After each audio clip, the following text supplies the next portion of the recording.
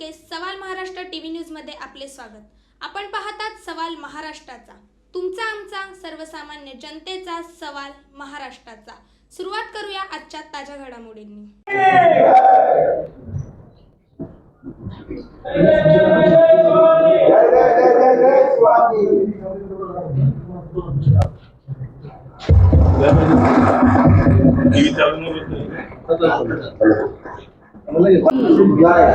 भारत माता की वंदे वंदे।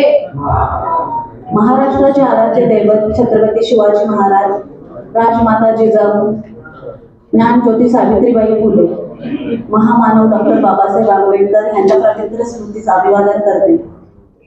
उपमहापौर सन्माननीय उपमहापौर साहेब, सन्माननीय सचिव मॅडम, सन्माननीय सभागृहातील सर्व सदस्य, सन्माननीय अधिकार वर्ग, सन्माननीय पत्रकार बंधू वगैरे, सन्माननीय प्रेक्षक वर्ग, आज मी प्रथमच महापौर म्हणून या सभागृहात पवित्र अशा महापौर पदाचा पदभार सांभाळत असताना हे पद फक्त माझ्या पवित्र असं पद माझ्या आनंदाचा क्षण नाही, तर याबरोबरच माझ्या सोबत ज्या जबाबदाऱ्या आहेत त्यांचा हा क्षण आहे।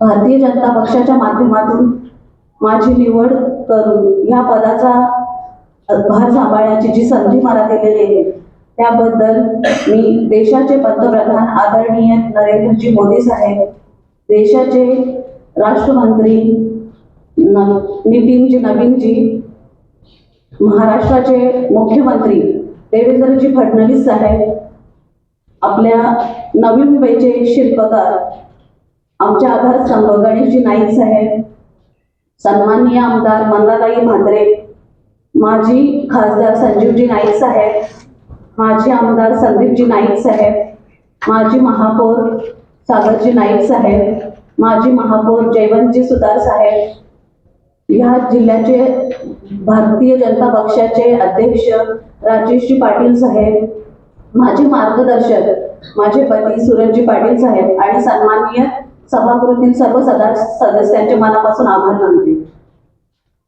आजची ही निवड म्हणजे फक्त माझ्या यशाची गाथा नाही, तर संपूर्ण नवी मुंबईतील महिलांचा सहभाग, नेतृत्व आणि समाजातील त्यांच्या प्रगतीच्या वाटचालीकडचा हा साक्ष देणारा क्षण आहे।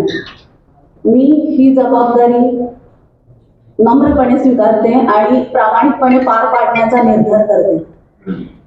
ज्या पद्धतीने नरेंद्रजी मोदी साहेबांनी देशाचा कारभार सांभाळला आहे, देश विकासाच्या उंच शिखरावर पोहोचवला आहे, ज्या पद्धतीने आदरणीय मुख्यमंत्री देवेंद्रजी फडणवीस साहेबांनी महाराष्ट्र राज्य विकासाच्या वाटचालीवर नेला आहे आणि त्याच पद्धतीने भारतीय जनता पार्टीच्या नेतृत्वात आदरणीय गणेशजी नाईक साहेबांनी नवी मुंबईला एक नवीन दिशा दाखवून विकासाच्या उंच शिखरावर नेऊन ठेवले आहे। आदरणीय गणेशजी नाईक साहेब आणि नवी मुंबई हे समीकरण आजही अबाधित आहे। त्यांचं नवी मुंबई प्रति समर्पण आणि त्याग हे माझ्यासाठी आदर्श आहे। आज त्यांच्या माध्यमातून आलेलं त्यांचं वचननामा आणि त्याची पूर्तता हे माझं एकमेव ध्येय असणार। स्वच्छ आणि सुंदर नवी मुंबई, पाणी पुरवठ्याचं नियोजन, स्वच्छता, आरोग्य सेवा, शिक्षण, पर्यावरण आणि वाहतूक सेवा या गोष्टींचा गांभीर्याने विचार करून याच्यावर योग्य ते उपाय योजले जातील। सभागृह चालू असताना आणि प्रशासनाच्या माध्यमातून नागरिकांच्या समस्या ऐकण्यासाठी हे सभागृह अधिक गतिमान आणि संवेदनशील करण्यासाठी माझे प्रयत्न राहतील। आपल्या शहरातील तरुणांना संधी, महिलांचा सन्मान, महिलांची सुरक्षितता आणि ज्येष्ठ नागरिकांच्या सुविधा, सर्व सामान्य कुटुंबातील मूलभूत सुविधा यासाठी माझे प्रयत्न राहतील। सर्व सन्माननीय सदस्य जाणतात की राजकारणापेक्षा जनसेवा कधीही मोठी असते। आपण सर्व सदस्य आपल्या प्रभागातील जनतेच्या सेवेसाठी कटिबद्ध आहोत.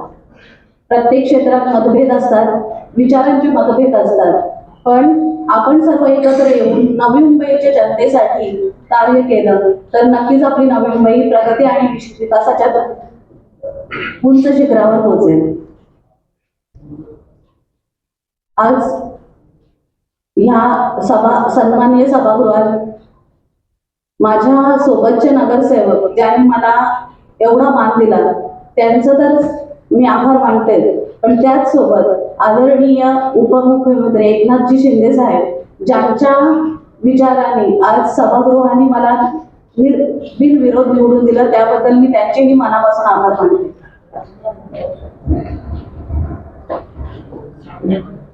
आदरणीय गणेशजी नाईक साहेब यांच्या माध्यमातून नवी मुंबईसाठी कार्य करण्याची जी संधी मला उपलब्ध झाली आहे त्या संधीचं मी सोनं करण्याचा प्रयत्न करेन. ही संधी म्हणजे माझ्यासाठी एक खूप मोठी जबाबदारी आहे आणि त्या जबाबदारीला पार पाडण्यासाठी पूर्ण सभागृहाचं सहकार्य मला अपेक्षित आहे. माझ्या समोर बसलेल्या या संपूर्ण सभागृहातील सदस्यांपैकी बहुतांश सदस्य माझ्यासाठी सिनियर आहेत. त्यांचा अभ्यास खूप आहे प्रत्येक विषयातला, त्यांचा अनुभव दांडगा आहे. या अनुभवाच्या जोरावर मला हे सभागृह शांततेत आणि शिस्तप्रिय पद्धतीने चालवायचं आहे आणि यासाठी तुमच्या सहकार्याची मला वेळोवेळी गरज पडणार आहे. मी सन्माननीय सर्व जे पत्रकार बंधू आहेत त्यांनाही विनंती करते की आपलंही सहकार्य आणि वेळोवेळी मार्गदर्शन मला मिळेल याची मी अपेक्षा करते.